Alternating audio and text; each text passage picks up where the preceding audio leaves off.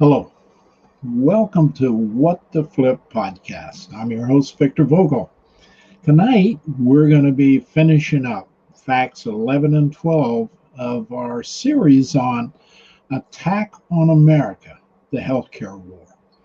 And I'm going to get right into this because we may run a little more than 30 minutes tonight covering it all. Hopefully not, but just in case we do, I want to get started as soon as possible. Uh, but I want to bring your attention to a show that was on 60 Minutes last night about this exact topic we've been covering over the last 2 or 3 weeks. And it really emphasized, and it's really a good feeling to be reinforced on what you're saying by a major news network investigation like 60 Minutes. It really reinforced exactly what I've been saying through all of these scenarios. So once you watch this evening, you may want to find yourself doing a couple of things. One, you definitely want to go watch this series in 60 Minutes that was on Sunday night. You can Google it, go to YouTube or wherever you want to find last night's show, but definitely watch it and pay close attention because it reinforces a lot of what we said. That combined with the one they had the previous week, which had to do with, sort of ramrodding PPE or, PPE supplies and how that was being mishandled. So tonight, we're going to finish up on this series. What we've covered up to this point is we are the most expensive healthcare system in the country and not necessarily delivering the best healthcare. Better than others for the price. Let's go that route. We found out that compared to other countries, we virtually are not in line with them in terms of cost. We're much, much higher. We found out that the underpinning for all of that cost is in hospitals primarily, and hospitals and professional services, to be more exact.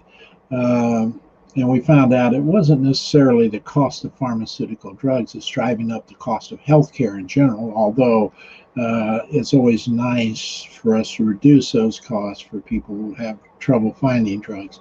But that's not the primary driver, it's hospitals. And you're going to hear this hospital theme all the way through these series we talked about, because in the next segment we talked about within the hospital system, sort of where the cost was breaking out in terms of age categories, in terms of your health, the level of health that you had. We talked a lot about unequal distribution, even within cities, the varying cost and the discrepancies in cost between everybody. And so we've pretty much, and we also covered how much more expensive we were than others. And we found it was in the private segment, not the Medicare side. The Medicare side, which is what a lot of other countries are doing for all of their healthcare system. We're doing it Medicare for part of it, but there's a large percentage that's in private healthcare, and that is what's driving our costs so much higher. We tend to be right in line with the healthcare systems as it's sort of covered in other countries, from Medicare, that comparative rate. So now tonight, let's just leap right into what we're getting into here. Let me just share my screen with you. There we go, and I'll go on in there, and We're going to cover fact 11, physicians' labor supplies. Yesterday, or the last Wednesday, we covered healthcare administrative costs are actually the highest of all the advanced counties. And that was tied directly to how hospitals were running and the fact that they were beginning to be conglomerates and marketing into certain areas of high population and jacking up the prices. That's exactly what that 60 Minutes program was about last Sunday night. So you'll want to go really understand that. And now we're going to talk about how that impacts your U.S. physician labor supply. Because the whole idea was people were saying, well, if we go to Medicare for all, we'll lose all our physicians. Well, the physicians are being sucked up into this system. And the fact is, if we went to Medicare for all, they have nowhere else to go. They have nowhere else. Every other major country where they would earn the living they're earning here, or even if they earned half of what they're earning here, or say 2/3 of it, uh, you know, they can't get that anywhere else because all the other countries are on a system that brings those costs down. We're the only country right now that are paying these high costs, and it comes out of hospitals and the professional services. Those are the doctors. Now, keep in mind, this is not your doctor's problem. And that's what you're going to find if you watch that 60 Minutes series. This isn't on the doctors or the nurses or anybody else, although there's a secondary effect for the way hospitals have been managing and operating to build a more expensive healthcare system so they could make more money for everybody in that system, primarily at the top, though. And that also includes nonprofit hospitals are doing this same thing, which is just an astounding thing to be thinking about. So let's talk about what's going on here when we talk about physicians' labor supply and why we're having fewer and fewer people, but that's not because we haven't had a lot of doctors applying. It's because hospitals are restricting who can be in the system and keeping that base low so they can charge higher prices in the end. It's astounding. So let's just take a look at it. We're going to be looking at a couple of charts. One of them is this chart, residencies and applications. You'll see why here in a second.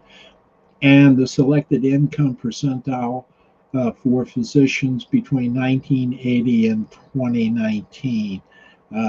There's some interesting things here, but I think we need to cover this first of all, so let's just do that. Healthcare providers have become a large share of the labor force. They've actually moved from 5% up early on when this study began to 1980, I think, is something like a 20-year period here. 1980, they moved up to 8.5% of the total workforce. It was, I'm sorry, 1980 to 2019 were the authors of that. However, labor supply has been limited in important ways. And this is stuff you really need to understand. And the figure 1 or 11 will show this in a second. We'll jump down to it, but let's read this. We show the rate of medical residency positions per 100,000 U.S. residents that were available over the last 60 years. And so they covered this in that chart, 60 years. The positions are a necessary part of physicians' training. This is the training when they get their degree. They intern in hospitals, okay, for years before they're allowed to go out and practice. And that's part of the physician's training and is required just after medical school. Historically, the federal government has heavily subsidized a certain number of residency positions. So guess what? You've been paying for some of these positions from your taxes anyway. Hospitals have been reluctant to provide many residencies without subsidies. So what happens is if the government doesn't subsidize it, they say, hey, we're not going to accept people in here doing work, because what it amounts to is that they're not earning revenue off of the interns, the residents, the interns at that point. Okay, and I don't want to confuse those two words, but they say residency. So that's basically a resident where they're actually operating, doing doctor things. They're getting paid for those things, but they're getting paid with subsidized government payments. And if the hospitals don't get those, they don't want those guys in there because they're not generating a large amount of revenue from them. Okay, from 1960 through 2010, per capita medical residence positions increased only slightly. From 1960 to 2010, only slightly, rising from 6.9 residents to 17 or 7.4% of 100,000 people. That's less than 1%. A more rapid increase occurred since 2010 as a number of osteopathic programs entered the data, bringing the rate to 9.8 in 2019. That's about 32,000 positions that were just osteopathics, but still below the application rate.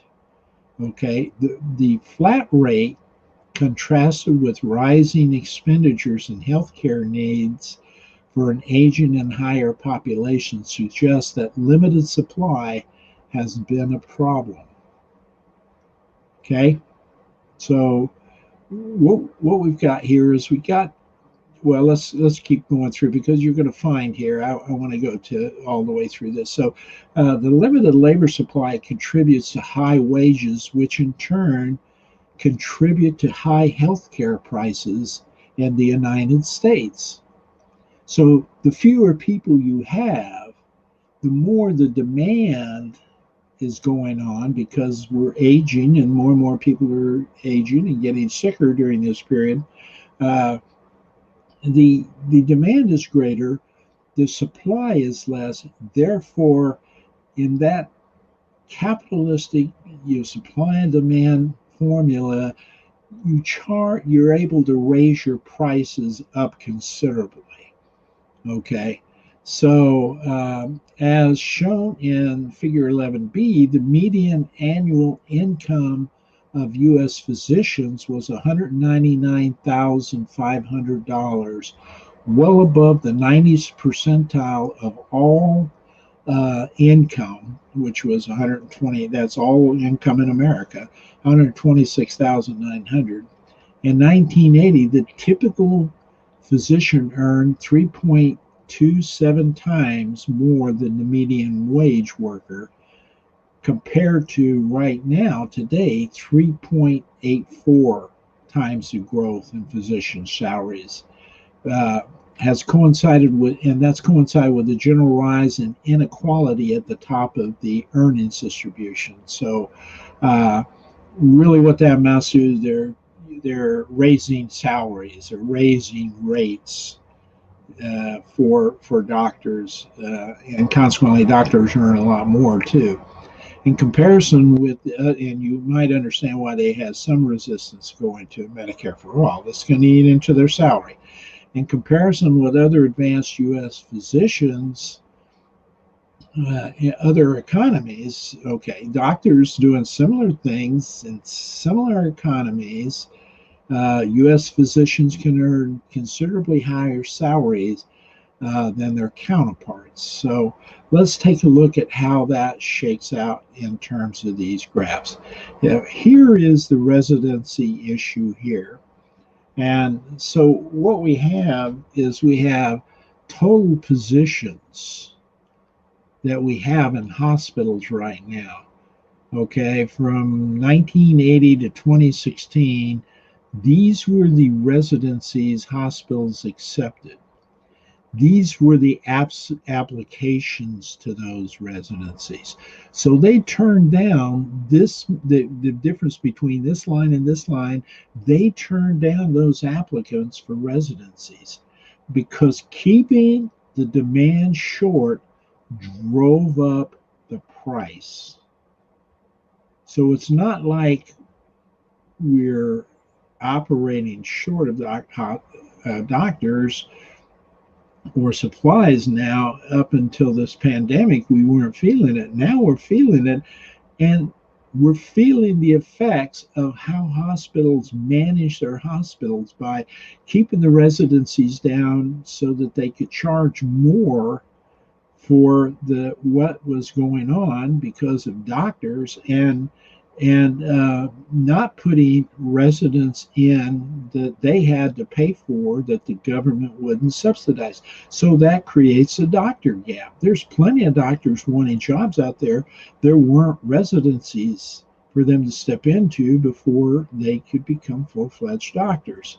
So this is the dynamic that's going on. This is a management process associated with these hospitals and how they drive up the prices. Now combine this with the fact that they've moved from rural areas to metropolitan areas where a lot of people are, and specialists in these areas drive up the price even more. So when we do that, when we compare selected income percentiles, physicians, and all workers, here we have the median income of all workers is down around here, somewhere around $52,000, $4,000. It looks like the 90th percentile of all workers. That's the top end, 90. The top 10% of earners out there. First of all, they've increased a lot more than these workers down here. The line is moving up. Down here, it's almost flat. And you can see this is their earnings is about $124,000, from a little less than 100,000 to maybe 80,000, 90,000 to 124,000 over that period that is raised. But look what has happened to doctors and how much farther they are living above this percentile. And this is all caused. This is all caused by that scenario where hospitals are managing their hospitals in a way that generates more and more profit. And consequently, we don't have the doctors we should have in positions now, and we're feeling it during this pandemic. It is true not just for doctors. We saw it in an earlier presentation for nurses, for technicians, everybody. The demand was growing greater during this last 10 or 15, 20 years. And those positions were the ones that people were flocking to because they could earn more money in those positions. And it's not that we don't want them to earn more money, but we want them to earn money at a reasonable rate for the reasonable charge. So you wonder why people are being charged so much for an x-ray, or why they're charged so much for lab work, or any of that's why all of that stuff is so expensive. It comes down to the hospitals basically controlling this. You don't have any independent people out there, or many of them anymore. Maybe not none of them, but many of them out there anymore that are not tied into these large hospital systems that control all of this, consequently raising up the money, keeping the number of people, the number of services low so they can charge higher prices because of the demand. And then you can't go out and say, oh, let me just say, let's say I want a colonoscopy. You want to do it over here, or over here, or over here, or over here. You don't have much of that choice. You don't have much of that choice anymore. Now, you can do without the colonoscopy, certainly. And you may choose to if you had to pay 100% of that price, if you didn't have any health insurance. Uh, so that's the problem. And so there's a lot of complicated dynamics to this that are associated with it, because the doctors are making more money, but they don't have the administrative overhead. So they're really pocketing a lot more money too. But they also don't have the freedom to treat the patients the way they want or to send them to where they think might get the best quality service. So this isn't aimed at quality healthcare, it's aimed at profitable healthcare, profitable for the corporation, not for the patients. So I thought that was a very interesting aspect of this whole thing. So now let's look at the final question here, uh, which is question 12. Surprise billing is associated with high healthcare costs. Hey, have you ever had a situation where you went in the hospital or you went somewhere and your insurance company was giving you a list, and all of a sudden you got this horrendous bill from a hospital or a doctor? That was, and I had that happen to me because it was like the doctor was not an in-network doctor, but they were operating in an in-network hospital as a physician. So that's one of those things where you don't have enough people, and so you have to reach out and find somebody that isn't willing to work in network and take less money, uh, just to have your service available. So they charge you. Okay, so let's see how this works. And we'll walk through this, and then we'll take a look at this chart, which is share of visits leading to potential surprise out of network bill by the type of service you get. Okay, so you get a chance here to see all of those expensive bills. Who tends to provide the mass majority of them? So, it says in a well-functioning markets, consumers are able to observe price and quality difference between different options. So, you go out and buy a car, you can go to different car dealerships, you can shop around with cars. Now they got one where you can do it online. So, healthcare market, you don't have to deal with that salesman. So healthcare markets often fail to meet this standard.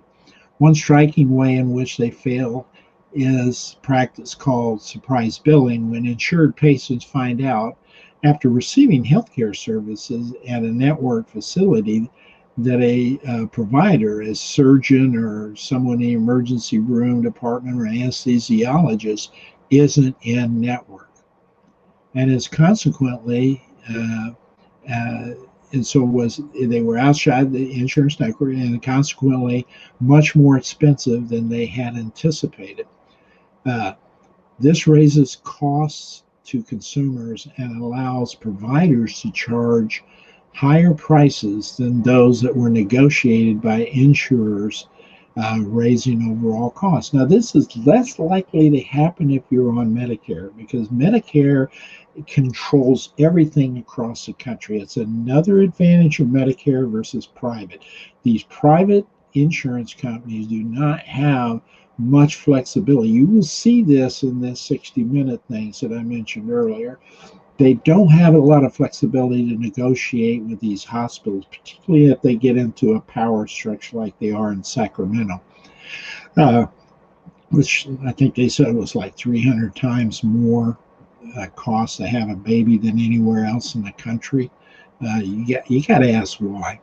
This raises cost to consumers and allows providers to charge higher prices that weren't negotiated. Okay, so in chart 12 here shows that surprise billing is very common when patients use ambulance services, 51 to 69%, or the emergency department visits, like I was, 19 to 22%, and somewhat common even when receiving elective hospital care.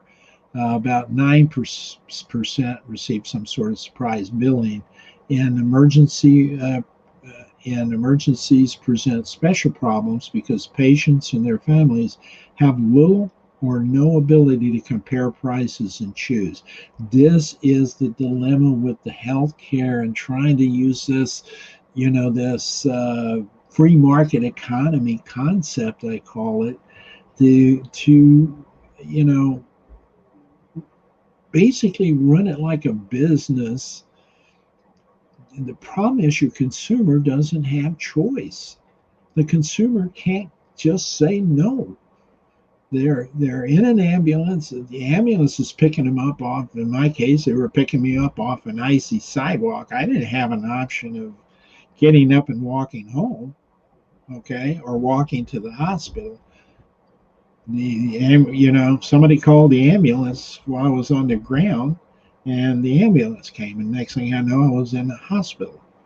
So, moreover, health insurance cannot function as insurance if patients often incur extraordinarily large and unexpected bills when the need for expensive medical procedures arise, nor can insurers begin down prices on behalf of their beneficiaries. So it's kind of like they can't control what I'm being charged with this one incident. I haven't had an insurance claim in 73 years. All of a sudden, I had a large one. Okay, but they couldn't, all of those 72 years up until that date, sort of downgrade my pricing because I wasn't using them. That's just not in the game. And therein lies the problem. Your insurance always goes up. You never get it back, but when you use it, then all of a sudden everybody's upset. You use so much at one time. $75,000 was the quote retail price, negotiated down to $33,000 by Medicare, and then between Medicare, which was the vast majority, and the small supplemental portion of it, I didn't pay much out of that at all. Uh, they were bickering, the hospitals and them were bickering between a lot. Same is true if you go to the dentist today. Dentists have an unbelievable problem with all of this. Surprise billing is indeed associated with substantially higher medical bills, according to the USC Brookings Schaefer Initiative for Health policy calculations. The medical providers often have the ability to engage in surprise billing.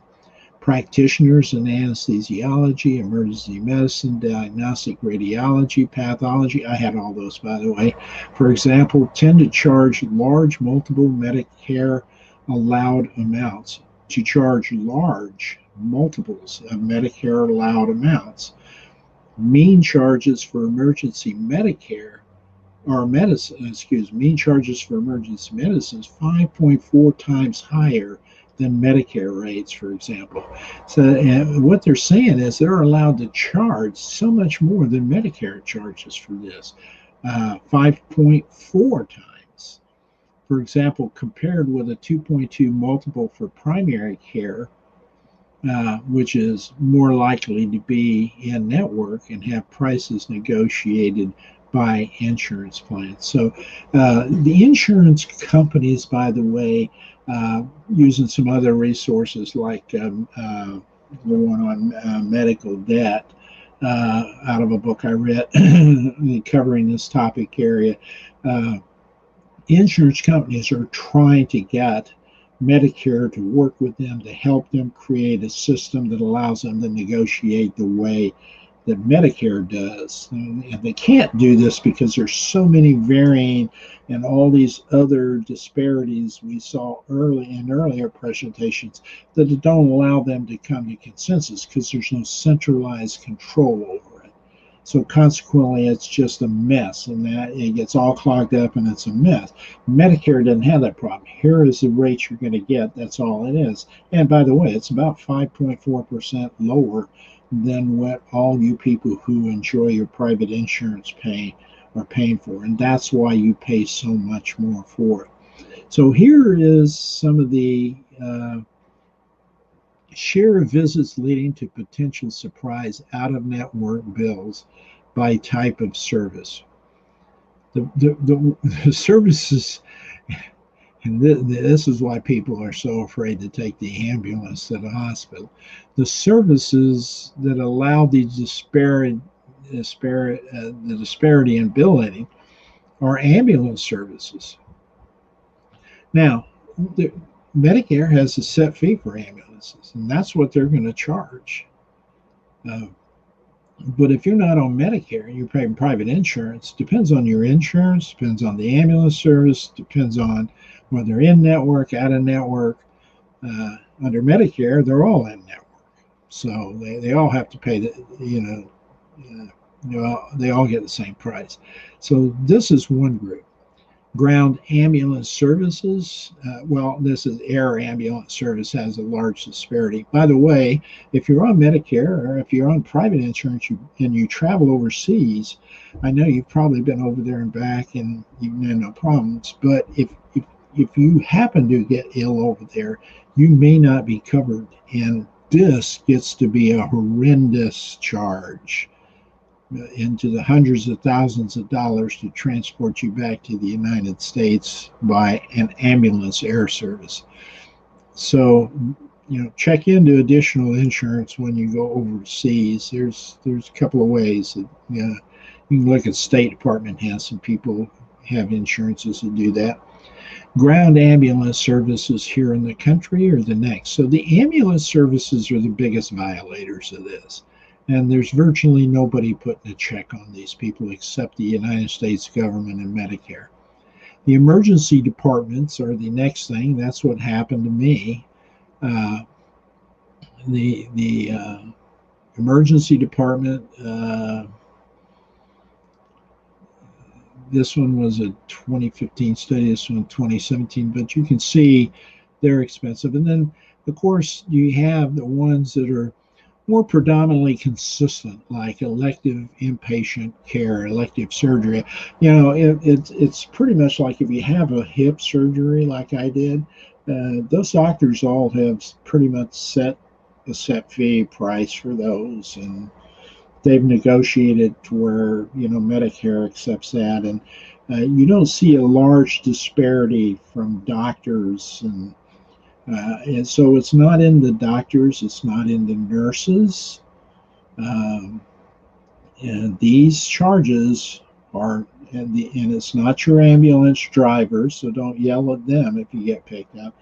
These are all in the medical facilities, operations, and management of hospitals, ambulances, laboratories, under those groupings of hospitals and how they're being managed, that ends up costing us so much money. So it's pretty phenomenal. It's just pretty phenomenal. So you've seen now a large number of examples of what's causing the healthcare system. That we're beginning, now that we're moving into a different world starting next year, into a different administration, and you're going to begin to see probes into these scenarios to begin to get companies and organizations to begin to negotiate towards something that more like what the rest of the world have, and less costly for everybody.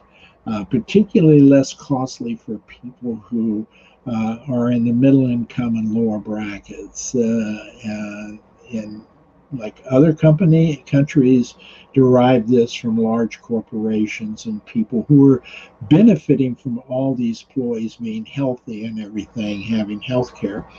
So I think that's what's happening in this.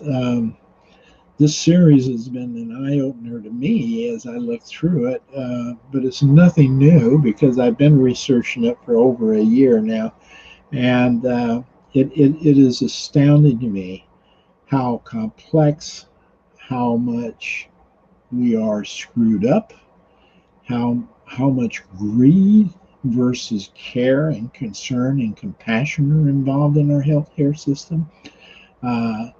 It's led to people questioning doctors' values about why they want to be a doctor, when in fact it's really most likely, I can't say for sure everybody, but most likely most of your doctors are not those people who are in the business just to make a lot of money.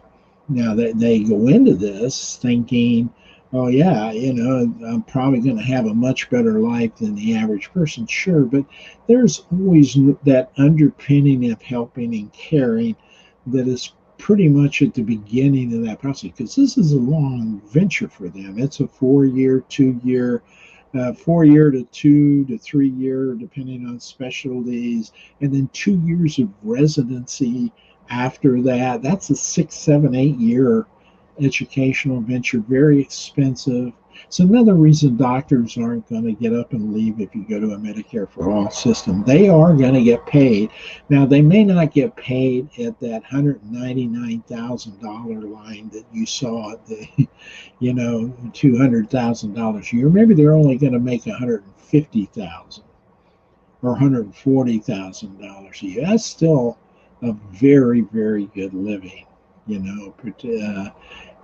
there's so much more you can do on the side of that. Some of these guys are teachers and other things that enhance it, but it's just amazing to me that we have so many people out there who are screaming, I love my private health insurance. I do not want to change it.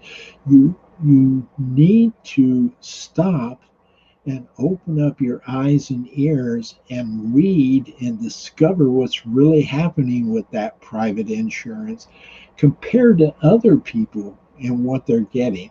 And don't get into the politics of it. Don't get into whether it's democratic, socialism, capitalism. Don't get into any of that. Just get into the fact of how much more am I paying to have a baby than everybody else is paying because I have private insurance in America versus Canada or Germany or the UK. It has a national health system. How much more is it costing me? And is it really, when I look at how many people are dying in their hospitals versus dying in our hospitals, the recovery rates, all those quality measures, they're not varying all that much, folks. They're not varying at all. In some cases, we're worse in those numbers. Now, yes, it costs money. And just this pandemic thing happened. The vaccine happening in a year is phenomenal. So yes, we do want to support that, but there's lots of ways we can support that. And the fact that hospitals refuse to put residents and pay for residents to come into their hospitals and maybe have them work in that hospital for 2 or 3 years after because they subsidize or paid for them to be residents, versus having the government pay for them. But the same, we're not going to have a larger supply of doctors in our country, and not to help doctors who really enjoy the idea of dealing with a small rural community or a minority community that needs help. Not subsidizing them, not allowing that quality of service and the accessibility of that service to spread out into the smaller communities out there, or in the communities that really have a hard time affording it. So that's what we have to work on with our healthcare system. So before you just throw up your guards and close your doors and lock your doors and put up your shields when you hear we need to look into the healthcare system, you might want to really investigate what you have in your private insurance. You might really want to understand what happens if you have to go to the hospital and have one of those real key major surgeries. Now, I'm older and I slipped and fell and broke my hip. You could be in your 20s and do the same thing on ice. Okay, you could be in a car wreck. You could be in a lot of different things. So it's not like you can say, oh, this isn't going to happen to me. This is one of the big problems I have with the gun control thing. People I see on advertising all the time, this ain't going to happen to me. And I keep saying, you see it happening on the news all the time. Why would you think it can't happen to you? Same about healthcare. There's all kinds of things that can happen to you. That's why you pay for insurance.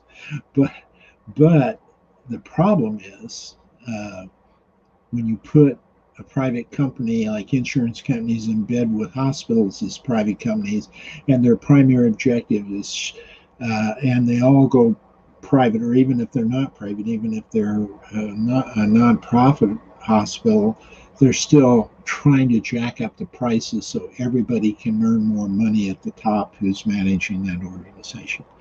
So there's a lot for us to work on, but the average citizen does not, I promise you, the average citizen does not know this much about their healthcare system. They don't know. And in fact, they don't want to talk about it until it happens. Then when it happens and they get that big bill, that surprise bill, they get really mad. And you're going, you shouldn't be mad, but you better understand what you need to do to rectify it. How can I rectify it? You know, and if you're doing elective stuff, ask questions. Every time my doctor says something, we have a good relationship. I like him a lot. Every time he says, hey, I think you need to go do this, I sit down and I say, look, I've read a lot about this. Why do I have to do this? What is the probability that this is going to really give you that much more information that you don't know now before I go out and spend this money on this? Now, the good news is it's not my money. It's Medicare's money I'm spending. But still, we're trying to fund that. And so the less you spend, the more you have when you really need it down the road. So take some time to look into your private insurance, question it. You're right in the middle of open enrollment in a lot of cases right now. You're probably already done with it. But, I am guessing everybody who got a packet did not sit down and go through that packet. If they did, they didn't really understand it. I actually conducted these as an HR VP. I have my people and myself conducting these programs, and I didn't even thoroughly understand all of it. But companies were telling me to sell it because, you really didn't have any other option. You really didn't have any other option. So we were better than you go out and buying it on your own. But the problem with private insurance and a private company is if I lay you off tomorrow, you don't have insurance anymore. I've seen so many people in that situation. And right now, it's absolutely devastating because the people that are out of work, those employers are not paying their insurance. I mean, the insurance is not there. And they can't afford COBRA. COBRA is 120% of the retail rate. They can't afford it. So they go without insurance. And they pray to God nothing happens or no one gets sick enough to go in and have to go to the hospital. But the opportunity for that happens out there. So check into it. Don't be naive. Be active participant in guiding what needs to happen, and don't get locked into these positions that you will just not budge from. It's not smart idea in this business, folks. Based on what I just presented to you, it's not a smart idea to go down that road. Okay, smarter idea is to understand what's going on and to do things that work for you. Not for the hospital, not for the insurance companies, but works for you and builds the right relationship and provides you the right number of good quality people you can interface with, your doctors, nurses. Again, don't put this on them. This is not them. This is hospitals and the healthcare system. That's how it's driving. So it will have to change. It can't continue the way it is. But You should be knowledgeable as you interact about it. Okay. Again, great. The vaccines are out. They're rolling. I love it. They went into people's arms today. I'm looking forward to getting my shot when it's my turn, so I can get out and start going to my coffee shop and getting out and doing things uh, without fear of losing my life. But I know that's not going to happen until about June. And no, I don't like it. When you're my age, every minute you're locked down is a minute you might as well just detract from your life. Uh, because you're closer to possible death. So it's critical. I mean, being locked down for a year is no fun at this age. Trust me. I know it's no fun for you younger folks, but it's even less fun for us older folks. So it's kind of like if I can suffer through this, if I can not go out, if I can uh, wear a mask if I do go out and stay away from other people altogether. I mean, guy was putting groceries in my trunk today. He wanted to talk to me at the window. I told him to back up about 10 feet before I'd roll down my window and talk to him. So, just the little things like that will save people's lives and save you until the vaccine can get in and implement and really drive this virus down. We can drive it down a whole lot if we just behave the way we need to behave, and then the virus will just about wipe it out. But if we don't do our share of it, it's just going to drag into the latter part of next year. It'd be nice if it was over by the time summer hit, okay, and people could get back out again. It won't be over by spring, but certainly by June, maybe it could be down to the point where people wouldn't have to wear masks when they went out, and you know. So anyway, do your part, please. Do your part. Face mask. Stay more than 6 feet away. 6 feet's not enough. If you think you just spew big droplets when you're talking, you're wrong. We've already proven that you spew a lot more than that, and those carry a lot farther than 6 feet. It only takes a few of those to infect you. So, with this virus, anyway. So, practice what you need to. Have a good day. Hope this all proves beneficial to you. Thanks for watching this whole series. Refer it to your friends. I will put a link to the 60-minute show in the comment section on Facebook under this post, along with this article link.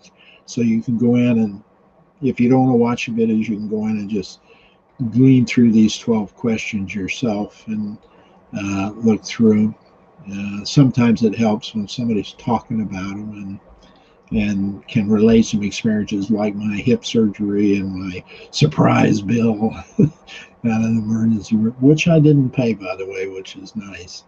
Got negotiated down. So you have a great day. I look forward to you. Oh, by the way, there's somewhere. Okay, up here, corner up here. It's my podcast I'm doing, another podcast. It's an audio podcast.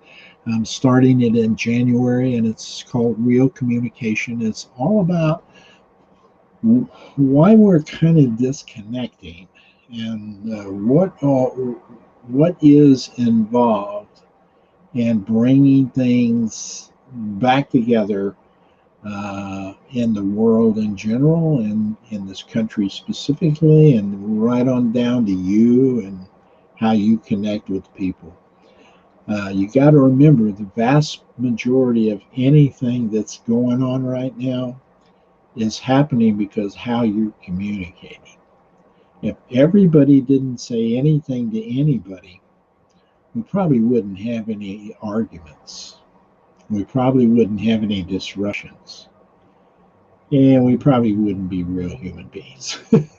So, but it's going to be a good series because I have my degrees are in this, and I've spent 30 years with it, and I've studied it exceptionally hard, and I've used it, some of these concepts, very well to help a lot of people improve their leadership skills, their interactions with each other, and just an understanding. And it's like I say in my first podcast, when somebody says, with all that experience, you should really be pretty good at communication. You should be the expert, one of the experts, right? And the first thing I tell them is, with all of that, what I've discovered is no one is an expert at communication. You know, it's that complicated. It's that dynamic. So there are some concepts, there are some basic principles. One which I live by, and I'll leave with you to ponder before you decide whether you want to come visit that segment or so in January. But when I'm trying to communicate, and I'm not always, like I said, I'm not an expert, nor am I always successful at communication, nor is anybody. Uh, but I always operate off of one primary principle that I learned a long, long time ago, uh, and it is the meaning of the message is in the mind of the receiver.